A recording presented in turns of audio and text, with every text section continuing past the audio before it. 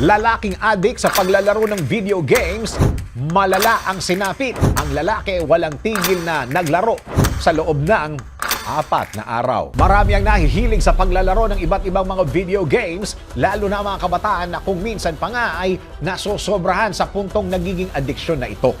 Kagaya na lamang na isang binata sa kwentong ito kung saan nauwi sa isang nakakalungkot na trahedya ang kanyang labis-labis na paglalaro ng video games matapos itong maglaro ng halos walang pahinga o tulog sa loob ng 4 na araw.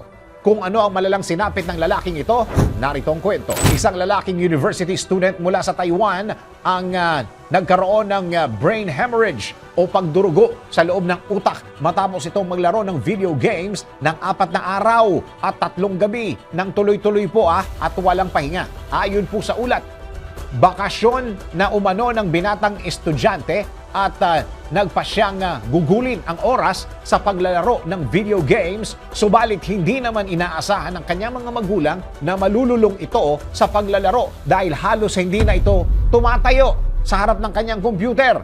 Ilang beses na raw siyang pinayuhan ng kanyang ina na tumigil na sa paglalaro dahil halos hindi na ito gumagalaw, maliban na lamang kung siya ay pupunta sa CR o hihinto para kumain.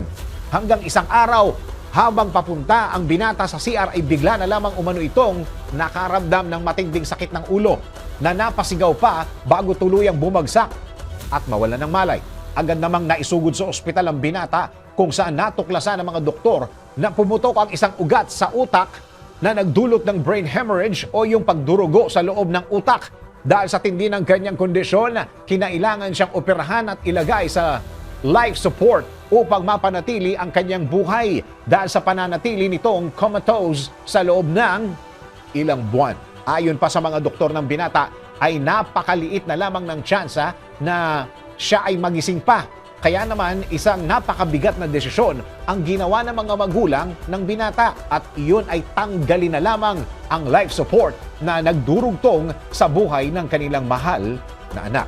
Ikaw, sobra din ba ang iyong pagkahilig sa paglalaro ng video games?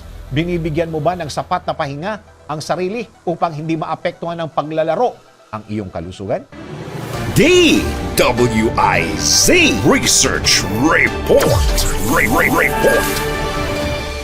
Thank you for watching. Tuloy lang ang panonood at pakikinig ng tamang balita sa DWIZ News, DWIZ News FM Regional, DWIZ News TV, Aliw Channel 23, nationwide. Mag-follow, like, subscribe at i-share ang aming mga social media accounts.